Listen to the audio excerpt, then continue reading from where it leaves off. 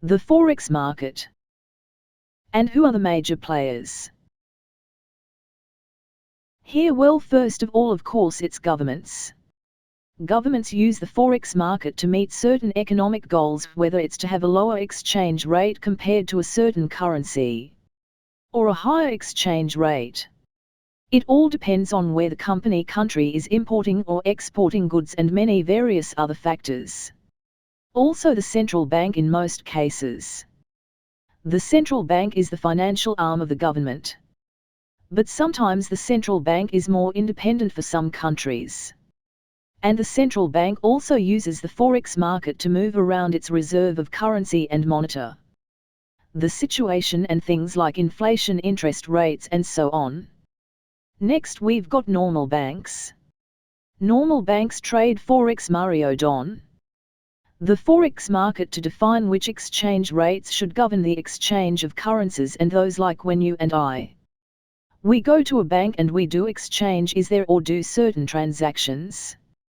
Those transactions are minuscule compared to what banks steal at an international level. They throw around billions if not trillions of dollars just to make sure that they have the right currencies that they need for their activities. Also other financial institutions participate in the Forex market. And an example of that would be the pension funds in the US. They are massive companies who have lots and lots of money, and sometimes they need to make transactions on the Forex market as well.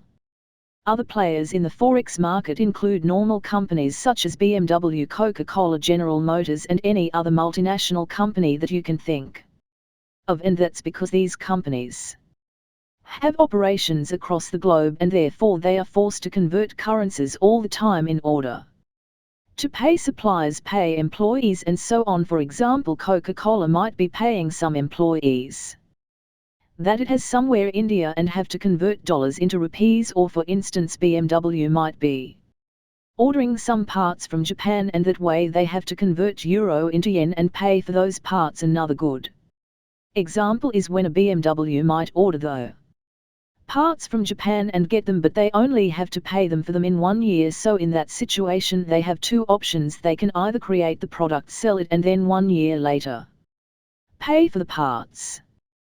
But then they will have to convert euros into yens 1 year later, and the price of yens might have gone up by then, and that will mean that BMW will lose on this foreign exchange transaction, and this loss will eat into its profits from the normal operations. So in those cases most companies do something which is called a hedge. And what they do is they, instead of waiting 1 year to convert their euros into yens, they will actually create a forward contract with a bank saying that they will need yens in 1 year, and they will create a fix or agree on a fixed price now with that bank, but to buy those yens 1 year from now. That activity is called hedging, and therefore these companies are sometimes referred to as hedgers. So not these are instances when they don't need to buy the other currency immediately, but when they will need it later on, and so they are called hedgers because they are hedging themselves or protecting themselves from this foreign exchange risk. And actually a lot of companies across the globe undertake this activity. Another type of major players on the Forex market is hedge funds.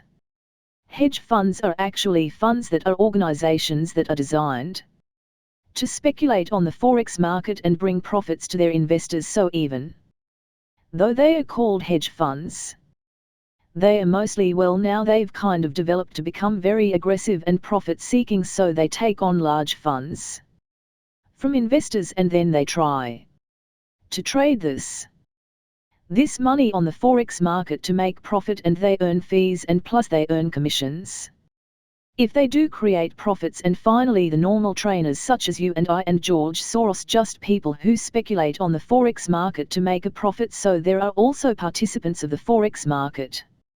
And for example, George Soros was able to make over $1 billion of profit in 1 month. That's one of the reasons why what he's famous for. And so all those participants together, as you can imagine, create massive volumes of money, and to be more precise, the volume of the Forex market is $5 trillion. That is 5 and all those zeros behind it, and that is per day $5 trillion goes through the Forex market. That's an unbelievable amount of money, and just to put that into comparison, the largest stock exchange in the world is the New York Stock Exchange, and the total market capitalization of the New York Stock Exchange.